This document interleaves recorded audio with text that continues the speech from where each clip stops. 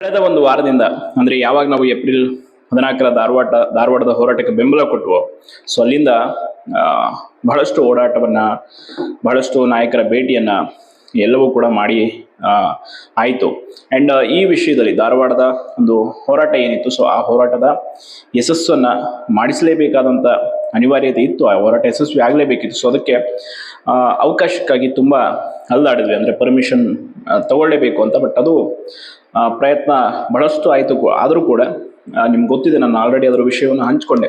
ಬಹಳಷ್ಟು ನಾಯಕರು ಅದ್ರ ಬಗ್ಗೆ ಏನು ಅಭಿಪ್ರಾಯ ಹೇಳಿದ್ರು ಅದೆಲ್ಲ ಅಂತ. ಓಕೆ, ಏನೋ ಅದೆಲ್ಲ ಆಗೋಯ್ತು, ಪರಿಶ್ರಮ ಅಂತೂ ಪಟ್ವಿ, ಅದು ಓಕೆ. ಬಟ್ ಹೋರಾಟ ನಿನ್ನೆ ನಡೆದಂಥ ಏನು ಅಲ್ಲಿ ಆದಂಥ ಇನ್ಸಿಡೆಂಟ್ ಇದೆ, ಸೊ ಹೋರಾಟಗಾರರನ್ನ, ನಮ್ಮ ಪ್ರಮುಖ ನಾಯಕರಾದ ಯಲ್ಲಪ್ಪ ಹೆಗಡೆ ಅಣ್ಣವ್ರನ್ನ, ನಮ್ಮ ಲಕ್ಷ್ಮೀಕಾಂತ್ ಸರ್ನ, ನಮ್ಮ ಚಾಣಕ್ಯ ಅವರದ್ರ ಎಲ್ಲರನ್ನು ಕೂಡ ಅರೆಸ್ಟ್ ಮಾಡುವಂಥದ್ದು ಆ್ಯಂಡ್ ಮುಂಚಿತವಾಗಿ ನೋಟಿಸ್ ಕೊಡುವಂಥ ಕೆಲಸ ಏನೆಲ್ಲ ಆಗಿತ್ತು ಅದರ ಬಗ್ಗೆ ಇಮಿಡಿಯೇಟ್ ಆಗಿ ನಿನ್ನೆ ಕೂಡ ನಾವು ಬೆಂಗಳೂರಲ್ಲಿ ಒಂದು ಮಾಧ್ಯಮದವ್ರಿಗೆಲ್ಲ ಕೂಡ ಹೇಳಿಕೆಗಳನ್ನ ಮತ್ತು ಆ ಕೊಟ್ಟಂತ ನೋಟಿಸನ್ನು ಎಲ್ಲವನ್ನು ಕೂಡ ಕಳಿಸಿ ಮಾಧ್ಯಮದಲ್ಲೂ ಕೂಡ ವಿಶೇಷ ಸುದ್ದಿಯನ್ನು ಕೂಡ ಮಾಡಿಸ್ತೀವಿ. ಎಸ್ಪೆಷಲಿ ನಮ್ಮ ರಿಪಬ್ಲಿಕ್ ಕನ್ನಡದ ಎಲ್ಲ ರಿಪೋರ್ಟರ್ಸ್ಗೆ ಮತ್ತು ಮಾಧ್ಯಮದ ಕ್ಯಾಮ್ರಾಮನ್ ಎಲ್ರಿಗೂ ಕೂಡ, ಪ್ರತಿಯೊಬ್ಬರಿಗೂ ನಾವಿವತ್ತು ಧನ್ಯವಾದಗಳನ್ನ ತಿಳಿಸೋಣ. ಆ್ಯಂಡ್ ಸಾಧ್ಯ ಆದರೆ ನಾವು ಅವರಿಗೆ ಹೋಗಿ ಭೇಟಿಯಾಗಿ ಕೃತಜ್ಞತೆಗಳನ್ನ ಸಲ್ಲಿಸ್ತೀವಿ. ಯಾಕೆ ಅಂತಂದ್ರೆ ತುಂಬಾ ಎಫರ್ಟ್ ಮಾಡಿದ್ರು.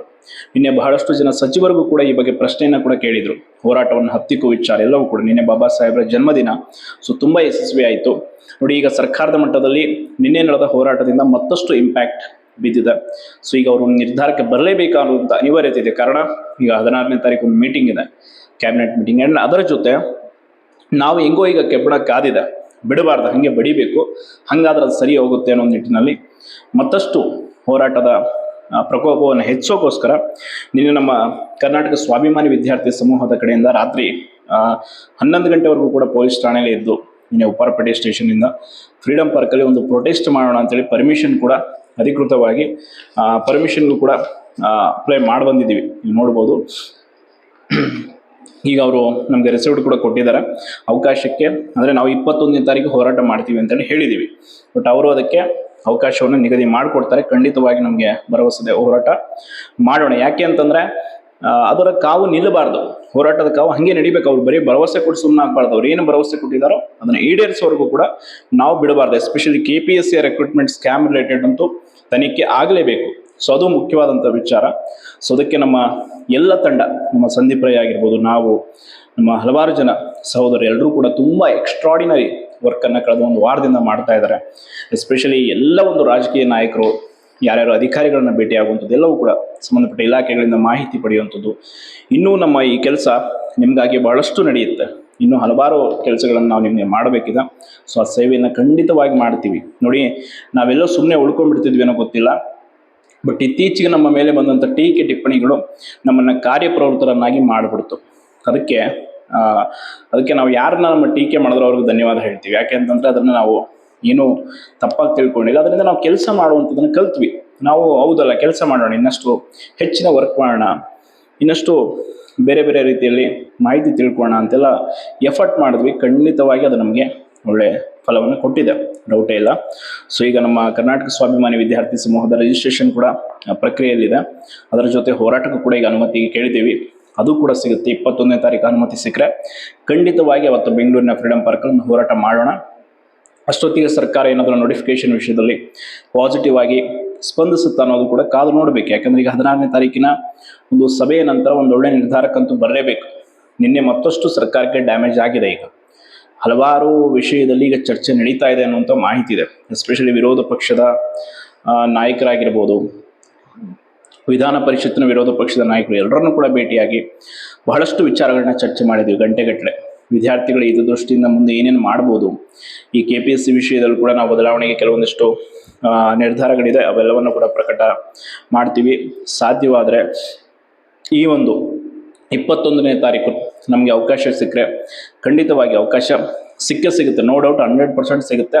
ಬಟ್ ಅದೇ ದಿನಾಂಕ ಯಾಕೆಂತಂದ್ರೆ ನಾವು ನಿನ್ನೆ ಸ್ಟೇಷನಲ್ಲಿ ಮಾತಾಡಿದಾಗ ನಮಗೆ ಅಧಿಕಾರಿಗಳು ತಿಳಿಸಿದಂಥದ್ದು, ಸೊ ಇನ್ನೂ ಬೇರೆ ಬೇರೆ ಹೋರಾಟಗಳು ನಿಗದಿಯಾಗಿದೆ. ಹಾಗಾಗಿ ಸ್ವಲ್ಪ ದಿನಾಂಕಗಳು ಹೆಚ್ಚು ಕಮ್ಮಿ ಆಗ್ಬೋದು. ನಾವು 17ನೇ ತಾರೀಕೆ ಮಾಡೋಣ ಅಂತ ಇದ್ವಿ, ಬಟ್ ಅವರು ಮತ್ತಷ್ಟು ವಿಚಾರವನ್ನು ತಿಳಿಸಿದ್ದಾರೆ. ಸೊ ಅದಕ್ಕೆ 16ನೇ ತಾರೀಕಿನ ಒಂದು ಸಭೆಯನ್ನು ನೋಡಿಕೊಂಡು ಇನ್ನಷ್ಟು ನಮ್ಮ ಹೋರಾಟ ಮತ್ತಷ್ಟು ಜಾಸ್ತಿ ಆಗುತ್ತೆ. ಯಾಕೆಂತಂದ್ರೆ ನಿನ್ನೆ ಮಾಡಿದಂಥ ಹತ್ತಿಕ್ಕೊಂದು ಕೆಲಸಕ್ಕೆ ಖಂಡಿತವಾಗಿ ನಮ್ಮ ಒಂದು ಖಂಡನೆ ಇದೆ. ಆ್ಯಂಡ್ 1,00,000 ರೂಪಾಯಿ ಬಾಂಡ್ ಕೇಳಿರುವಂಥದ್ದು ನೋಡಿ. ನೀವು 30 ದಿನದಲ್ಲಿ ನೇಮಕಾತಿ ಮಾಡ್ತೀವಿ ಅಂತ ಹೇಳಿದ್ರಿ. ಸೊ ಹಾಗಾದ್ರೆ ನೀವು ನಮಗೊಂದು ಅಗ್ರಿಮೆಂಟ್ ಬಾಂಡ್ ಬರ್ಕೊಡಿ. ನಾವು ಇನ್ನು 30 ಡೇಸಲ್ಲಿ ಮಾಡಿಲ್ಲ, ಸೊ ಇನ್ನಿಷ್ಟು ದಿನದಲ್ಲಿ ಮಾಡ್ತೀವಿ, ನೀವು ಅಲ್ಲಿವರೆಗೂ ಹೋರಾಟ ಮಾಡಬೇಡಿ ಅಂತ. ಹೋರಾಟದ ದಾರಿಯನ್ನು ಹತ್ತಿಕ್ಕೋ ಕೆಲಸ ಹೆಂಗಾಗ್ತಾ ಇದೆ ಅಂದರೆ, ಹೋರಾಟಗಾರರಿಗೆ 1 ವರ್ಷ ಯಾವುದೇ ಈ ರೀತಿ ಹೋರಾಟಗಳಲ್ಲಿ ಭಾಗಿಯಾಗದಂತೆ ಮುಚ್ಚಳಿಕೆ ಪತ್ರನ ಬರೆಸ್ಕೊಳ್ಳುವಂಥ ಕೆಲಸ ಮಾಡ್ತಾ ಇದ್ದಾರೆ. ನಮ್ಮ ಯಲ್ಲಪ್ಪಣ್ಣವ್ರು ಹೇಳಿದ್ರು, ನೋಟಿಸ್ ಬಂದ ತಕ್ಷಣ ತುಂಬ ವಯಸ್ಸಲ್ಲಿ ಚಿಕ್ಕವರು ಇರುವಂಥವ್ರು ಇನ್ನೂ ಹಲವಾರು ಹುದ್ದೆಗಳಿಗೆ ಹೋಗ್ತಾ ಇರೋಂಥವ್ರು ದಯವಿಟ್ಟು ಮುನ್ನುಗ್ಗಬೇಡಿ, ನಾವಿರ್ತೀವಿ, ನಾವು ಫಸ್ಟಲ್ಲಿ ಹೋಗ್ತೀವಿ, ಹೋಗಿ ನಾವು ಅರೆಸ್ಟ್ ಆಗಲಿ, ನಾವು ಧರಣಿ ಮಾಡ್ತೀವಿ, ನೀವಿರಿ ಸಪೋರ್ಟಿಂಗ್ ಆಗಿ ಅಂತ ಹೇಳಿದ್ರು. ಆ ಮಾತು ಒಬ್ಬ ನಿಜವಾದ ನಾಯಕನಲ್ಲಿ ಇರಬೇಕಾದಂಥ ಒಂದು ಮಾನವೀಯ ಗುಣ. ನಿಜಕ್ಕೂ ನಮಗೆ ಮೆಚ್ಚುಗೆ ಆಯಿತು. ಸೊ ಧಾರವಾಡದ ಒಂದು ಕ್ರಾಂತಿ ಈಗ ಮತ್ತಷ್ಟು ದೊಡ್ಡ ಹೋರಾಟದ ಕ್ರಾಂತಿಯಾಗಿ ಬೆಳೆಯುತ್ತೆ ಅಂತ ನಮಗೆ ಗೊತ್ತು. ಯಾಕೆ ಅಂತಂದರೆ ಧಾರವಾಡದಿಂದ ಶುರುವಾದ ಯಾವುದೇ ಕೆಲಸಗಳು ಇವತ್ತಿಗೂ ಕೂಡ ಎಲ್ಲೂ ಅನ್ಸಕ್ಸಸ್ಫುಲ್ ಆಗಿಲ್ಲ. ಇತಿಹಾಸದಿಂದ ತೆಗೆದು ನೋಡಿದ್ರು ಕೂಡ ಬಹಳಷ್ಟು ಒಳ್ಳೆಯ ಕಾರ್ಯಗಳು ಧಾರವಾಡದ ಮಣ್ಣಿನಿಂದನೇ ಶುರುವಾಗಿದೆ. ಸೊ ಅದಕ್ಕೆ ನಿನ್ನೆ ಕೂಡ ಒಂದೊಳ್ಳೆ ಬೆಳವಣಿಗೆ ಆಗಿದೆ. ಸರ್ಕಾರಕ್ಕೂ ಕೂಡ ಮತ್ತಷ್ಟು ಮುಜುಗರ ಆಗಿದೆ. ಆ್ಯಂಡ್ ಮಾಧ್ಯಮ ಮಿತ್ರರು ಸಚಿವರಿಗೆ ನೇರವಾಗಿ ಪ್ರಶ್ನೆಯನ್ನು ಕೇಳಿದ್ದಾರೆ ನಿನ್ನೆ, ಏನು ಈ ಥರ ಮಾಡ್ತಾ ಇದ್ದಾರೆ ಅಂತ. ಸಂತೋಷ್ ಲಾಡ್ ಅವರು ಹೇಳಿದ್ರಲ್ಲ ಒಂದು ಕಡೆ, ಯಾಕೆ ಉದ್ಯೋಗಾಕಾಂಕ್ಷಿಗಳು ಹೋರಾಟ ಮಾಡ್ತಾ ಇದ್ದಾರೆ ಅನ್ನೋದು ಗೊತ್ತಾಗ್ತಾ ಇಲ್ಲ ಅಂತ. ನೋಡಿ, ದಯವಿಟ್ಟು ನಾವು ನಿಮ್ಮಲ್ಲಿ ಕೇಳ್ಕೊಳ್ಳೋದಿಷ್ಟೇ, ನಿಮಗೆ ಸ್ಪಷ್ಟನೆ ಗೊತ್ತಿದೆ, ಆ ಸ್ಪಷ್ಟನೆಯನ್ನು ಮತ್ತೆ ಹೇಳೋದು ಬೇಕಿಲ್ಲ. ಅದು ಏನು ಅಂತಲೂ ಗೊತ್ತಿದೆ, ನೀವು ದಯವಿಟ್ಟು ಅದನ್ನು ಆದಷ್ಟು ಬೇಗ, ವಿದ್ಯಾರ್ಥಿ ಪರ ಕಾಳಜಿ ಇದೆ ನಿಮ್ಮ ಹತ್ರ ಅಂತ ನಾವು ಅಂದ್ಕೊಂಡಿದ್ದೀವಿ. CM ಅವ್ರ ಮೂಲಕ ನೀವು ಆ ಕೊಟ್ಟ ಮಾತನ್ನು 56,000 ಹುದ್ದೆಗಳ ಭರ್ತಿಯ ನೇಮಕಾತಿಯನ್ನು ಶುರು ಮಾಡಿಸಿ. ನಾವು ಖಂಡಿತವಾಗಿ ನಿಮ್ಮನ್ನು ಶ್ಲಾಘನೆ ಮಾಡ್ತೀವಿ, ನಿಮ್ಮನ್ನು ಸದಾ ಸ್ಮರಿಸ್ತೀವಿ. ಇಲ್ಲ ಅಂತಂದರೆ ಖಂಡಿತವಾಗಿ ನೀವು ಕೂಡ ವಿದ್ಯಾರ್ಥಿಗಳ ಆಕ್ರೋಶಕ್ಕೆ ಒಳಗಾಗ್ತೀರ. ಸೊ ದಯವಿಟ್ಟು ಶೀಘ್ರದಲ್ಲೇ ನಿಮ್ಮ ನಿರ್ಧಾರವನ್ನು ಪ್ರಕಟ ಮಾಡಬೇಕು. ಶೀಘ್ರ ಅನ್ನೋ ಪದ ನಮ್ಮ ಆಸ್ಪಿರೆಂಟ್ಸ್ಗಳಿಗೆ ಬರಲ್ಲ. ಸೊ ಅದಕ್ಕೆ ಕೂಡಲೇ ನಿಮ್ಮ ನಿರ್ಧಾರವನ್ನು ಪ್ರಕಟ ಮಾಡಿ. ಆ್ಯಂಡ್ ಏನೆಲ್ಲ ನಿಮ್ಮ ಒಂದು ಅಪ್ಕಮಿಂಗ್ ಕುಂದುಕೊರತೆಗಳು, ನೋಡಿ, ಈ ನೋಟಿಫಿಕೇಶನ್ ಆದಮೇಲೆ ಬಹಳಷ್ಟು ವಿಷಯಗಳು ಇನ್ನೂ ಬದಲಾವಣೆ ಆಗಬೇಕಿದೆ. KPSC ಇವೆಂಟ್ ಆಫ್ ಕ್ಯಾಲೆಂಡರ್ ಆಗಿರ್ಬೋದು, ಕೆಲವೊಂದು ಪರೀಕ್ಷೆಗಳನ್ನು KA ಕೊಡಿಸೋದಾಗಿರ್ಬೋದು, ಅದೆಲ್ಲದರ ಕುರಿತು ನಿರಂತರವಾಗಿ ನಾವು ನಮ್ಮ ತಂಡ ಹೋರಾಟ ಮಾಡ್ತೀವಿ. ಖಂಡಿತವಾಗಿಯೂ ನಿಮ್ಮ ಪರ ಇದ್ದೇ ಇರ್ತೀವಿ. ಯಾಕೆ ಅಂತಂದರೆ ಇದು ಕೇವಲ ಒಂದು ನೇಮಕಾತಿ ವಿಷಯ ಆದಮೇಲೆ ಆಯಿತು ನಾವು ಸುಮ್ಮನೆ ಆಗ್ಬಿಡೋಣ ಅನ್ನೋದಲ್ಲ. ಪ್ರತಿ ಹಂತದಲ್ಲೂ ಕೂಡ ನಿಮ್ಮ ಜೊತೆ ನಮ್ಮ ಧಾರವಾಡದ ತಂಡ ಆಗಿರ್ಬೋದು, ಬೆಂಗಳೂರಿನ ತಂಡ ಎಲ್ಲರೂ ಕೂಡ ಜೊತೆ ಇರ್ತಾರೆ. ಪ್ರತಿ ಹಂತದಲ್ಲೂ ಕೂಡ ಪ್ರತಿಯೊಬ್ಬ ಆಸ್ಪಿರೆಂಟ್ಸ್ನ ಸಮಸ್ಯೆಯನ್ನು ಕೇಳುವಂಥ ಕೆಲಸವನ್ನು ನಾವು ಮಾಡ್ತೀವಿ. ಆ್ಯಂಡ್ ನಿಮ್ಮ ಒಂದು ಯಾವುದೇ ಬೇಡಿಕೆಗಳು, ಯಾವುದೇ ಸಮಸ್ಯೆಗಳನ್ನ ಸರ್ಕಾರಕ್ಕೆ ಮುಟ್ಟಿಸುವಲ್ಲಿ ನಾವು ಏನು ಮಾಡಬೇಕೋ ಆ ಪ್ರಯತ್ನ ಮಾಡ್ತೀವಿ. ಮಾಧ್ಯಮಗಳ ಮಿತ್ರರನ್ನು ಕೂಡ ತುಂಬ ಏನು ಅಂತಂದ್ರೆ ವಿಶ್ವಾಸಕ್ಕೆ ತೆಗೆದುಕೊಂಡಿದ್ದೀವಿ ಈಗ ಆಲ್ರೆಡಿ. ಅವರು ಕೂಡ ತುಂಬ ಒಳ್ಳೆ ಸ್ಪಂದನೆ ಕೊಡ್ತಾ ಇದ್ದಾರೆ. ನಿನ್ನೆ ನೋಡಿ, ಧಾರವಾಡದಲ್ಲಿ ಇಮಿಡಿಯೇಟಾಗಿ ಯಾವಾಗ ಬಂಧನ ಆಯಿತು, ನಾವು ಬೆಂಗಳೂರಲ್ಲಿ ಇದ್ದಂಥವರಿಗೆ ಕರೆ ಮಾಡಿ ಮಾಧ್ಯಮ ಮಿತ್ರರು ಹೇಳಿದಂಥದ್ದು ಈ ರೀತಿ ಆಗಿದೆ. ಸೊ ನೀವು ವಿದ್ಯಾರ್ಥಿಗಳೆಲ್ಲ ಇದಕ್ಕೆ ಪ್ರಕ್ರಿಯೆ ಕೊಡ್ತೀರಾ ಅಂತ ನಾವು ಕೂಡ ಅವರಿಗೆ ಕರೆ ಮಾಡಿ ಹೇಳಿದ್ವಿ, ಈ ರೀತಿ ಇದೇ ವಿಷಯ. ಸೊ ದಯವಿಟ್ಟು ಮಾಧ್ಯಮದಲ್ಲಿ ಅದನ್ನು ಸುದ್ದಿ ಮಾಡಿ ಮುಖ್ಯಮಂತ್ರಿಗಳಿಗೆ, ಸಚಿವರಿಗೆ ಗೊತ್ತಾಗಲಿ ಅಂತ ಒಂದು ಒಳ್ಳೆ ಕೆಲಸವನ್ನು ನಮ್ಮ ರಿಪಬ್ಲಿಕ್ ಕನ್ನಡ TV ಅವರು ಮಾಡ್ತಾ ಇದ್ದಾರೆ. ಖಂಡಿತವಾಗಿ ನೋಟಿಫಿಕೇಶನ್ ಏನಾದರೂ ಆದರೆ, ಸರ್ಕಾರದಿಂದ ಆದೇಶ ಬಂದರೆ, ಅಧಿಕೃತವಾಗಿ ಎಲ್ಲ ಶುರು ಆದರೆ ನಿಮ್ಮ ಪಾತ್ರ ಕೂಡ ಅದರಲ್ಲಿ ಯಥೇಚ್ಛವಾಗಿರುತ್ತೆ. ಸೊ ನೀವು ಒಟ್ಟಾರೆ ಈ ಹೋರಾಟಗಳನ್ನು, ರೂಪುರೇಷೆಯನ್ನು ಯಾರೆಲ್ಲ ಸಿದ್ಧಪಡಿಸಿದ್ರು, ಏನು ಪ್ಲಾನ್ ಮಾಡಿದ್ರಿ, ಎಲ್ಲವೂ ಕೂಡ ಸರಿಯಾಗಿ ಪ್ಲಾನು ವರ್ಕ್ ಆಗಿದೆ.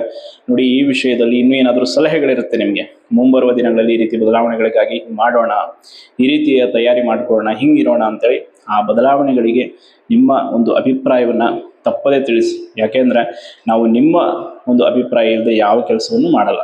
ಪ್ರತಿ ವಿಷಯದಲ್ಲೂ ಕೂಡ, ಈವನ್ ನೋಟಿಫಿಕೇಷನಿಂದ ಹಿಡಿದು ಮುಂಬರುವ ಪರೀಕ್ಷೆಗಳಲ್ಲೂ ಕೂಡ ಇಂತಹ ವಿಷಯದಲ್ಲಿ ನೀವು ಹಿಂಗೆ ಮಾಡಬೇಕು ಅಂತ ಹೇಳಿದ್ರೆ ನಾವು ಮೆಜಾರಿಟಿ ನಿಮ್ಮ ಆಸ್ಪಿರೆಂಟ್ಸ್ ಏನು ಅಭಿಪ್ರಾಯ ಇರುತ್ತೋ ಅದರ ಪ್ರಕಾರ ನಡೀತೀವಿ ಹೊರತು ಆ ದಾರಿಯನ್ನು ಬಿಟ್ಟು ಹೋಗಲ್ಲ. ಸೊ ಹಾಗೆ ನಿಮ್ಮ ಒಂದು ಸಪೋರ್ಟ್, ನೀವೇನು ಟ್ವೀಟಲ್ಲಿ ರೀಪೋಸ್ಟ್ ಮಾಡುವಂಥದ್ದು, ಸೊ ಮಾಧ್ಯಮಗಳ ಹೇಳಿಕೆಗಳನ್ನು ಶೇರ್ ಮಾಡುವಂಥದ್ದು, ನಮ್ಮ ವಿಡಿಯೋಗಳನ್ನು ಕೂಡ ಶೇರ್ ಮಾಡುವಂಥದ್ದು, ಮತ್ತು ನೀವು ಹೋರಾಟಕ್ಕೆ ಬರದೇ ಇದ್ದರೂ ಕೂಡ ಏನು ಕೂತ್ಕೊಂಡು ಸಪೋರ್ಟ್ ಮಾಡ್ತಾ ಇದ್ದೀರಾ, ಖಂಡಿತವಾಗಿ ಆ ಸಪೋರ್ಟ್ ಜೊತೆ ಇನ್ ಕೇಸ್ ಸರ್ಕಾರ ಮಾತು ತಪ್ಪಿದರೆ ಮುಂದೆ ದೊಡ್ಡ ದೊಡ್ಡ ಹೋರಾಟಗಳು ಕೂಡ ನಡೆಯುತ್ತೆ. ಅದಕ್ಕೂ ಕೂಡ ನೀವು ಸಪೋರ್ಟಿವ್ ಆಗಿ ನಿಲ್ಲಬೇಕು ಅಂತ ಕೇಳ್ತಾ, ರಾಜ್ಯದ ಎಲ್ಲ ಆಸ್ಪಿರೆಂಟ್ಸ್ಗಳ ಪರವಾಗಿ ನಿನ್ನೆ ಹೋರಾಟದ ನೇತೃತ್ವ ವಹಿಸಿದ ತಂಡಕ್ಕೆ ಧನ್ಯವಾದ.